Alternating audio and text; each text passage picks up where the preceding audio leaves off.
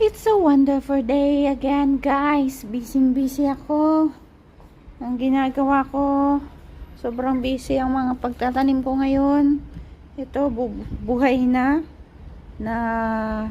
napili na natin. Nagkaroon na siya ng ugat. Saka ito din, ililipat na lang natin kasi nagkaroon na tayo ng lupa. Ito, magaganda to, guys. Nakuha ko rito. Inaayos ko. Ito, pag namulaklak to, pula, na para siyang popcorn. Maganda. Ito rin, nag-aaral din akong anong tawag dito? Magayos-ayos. Oh, guys.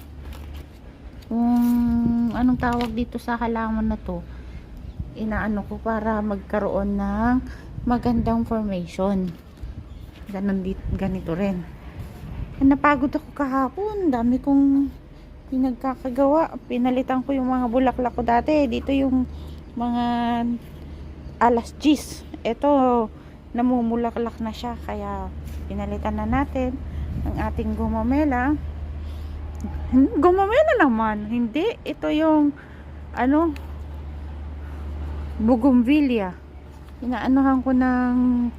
Tinatanggalan ko ng dahon para mamulaklak. Kasi hindi pa siya sanay mamulaklak ng madami. Oh. Kaya tinatanggalan ko para pumalit ay bulaklak, guys. Kasi green na green. Pero dahon. Kaya ito yung nagpapatanggal sa akin ng stress. Pag wala akong magawa, hindi ako makatulog. Ito, nag-ano na siya. Na rin. Naano ko to. Maglalabasan ng mga bulaklak nito. Kaya gustong gusto ko siya, guys. Ito, dahil ko pang ito rin. Ito rin. Alam nyo kung anong kagandahan dito sa Israel. Itong host na to. Kahit na makalimutan kong magdilig, may tumutulong sa akin na ito ng puti ang bulaklak nito. Pinagpapalit ko, dinagdagan ko ng lupa. Ito pinahiga ko, mataas kasi ito.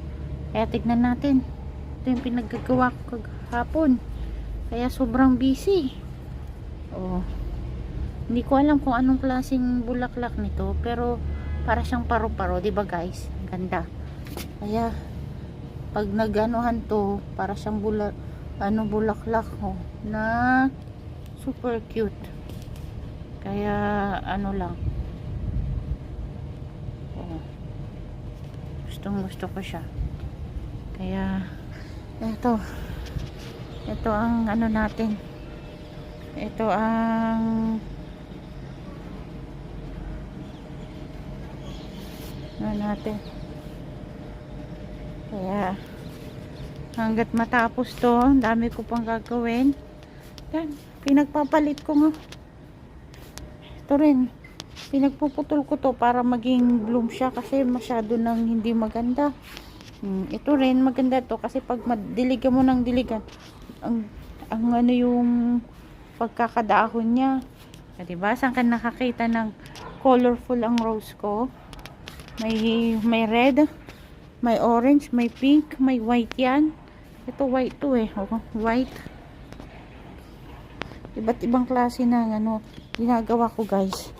Yung mga pinagbalatan ko ng mga prutas, hindi ko tinatapon. Diyan ko nilalagay para mas kaya yan, binibigyan ako ng mga bulaklak. Ito rin, nagdagdag ako ng lupa kasi masyado nang matigas. Ito, ko na muna kasi buhaghag. Tapos tatry lang, experiments. Ayan, papalitan na natin. Ito, marami. Ito pa rin talaga, ito ang kahalagahan. Pag nakalimutan ko magdilig, automatic siya alas 10 ng umaga, didilig na yan. Kaya okay, sa alright na din, diba? Kakatuwa ang likha ng Panginoon. Si Lord ang nakakagawa ng arkitekto ng mga bulaklak niya. Hindi natin alam kung paano niya nagagawa. Iba't ibang combination ng bulaklak, guys. Tayo lang naman ng ano. Kaya, busy. Dami kong gawa. Pero, ito, aayusin ko to. Tatanggalan ko lang. Itatanggal ko to lahat.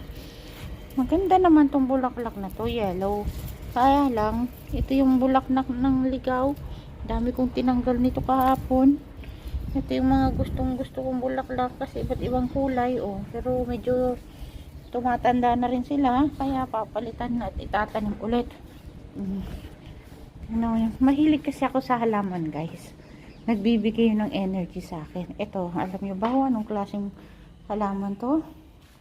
Ito, ang gusto niya laging malamig.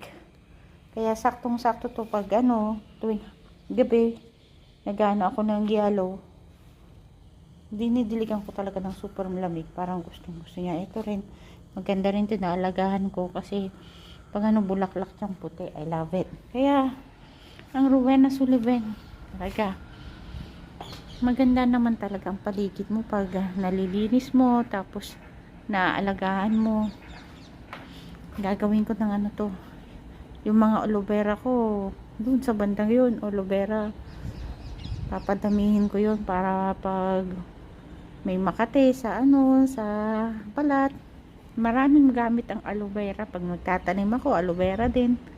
Dito paggising ko sa umaga, maraming mga ibon na parrot ang nagbibigay sa akin ng energy ng mag-umpisa ng panibagong umaga. Kaya kung hindi ka pa naka-updated sa aking channel, guys, i-like and subscribe mo na, kalimbangin mo na yung bell para mas lalo kang updated sa ating buhay OFW, buhay diskarte, buhay tiis, buhay laban sa buhay. Kaya let's go, kayang-kaya natin yan at wag susuko. Bye bye, hanggang sa muli nating pagkikita mga guys. Nandito si Chris and Weng Vlogs. Kaya go, kayang-kaya natin yan.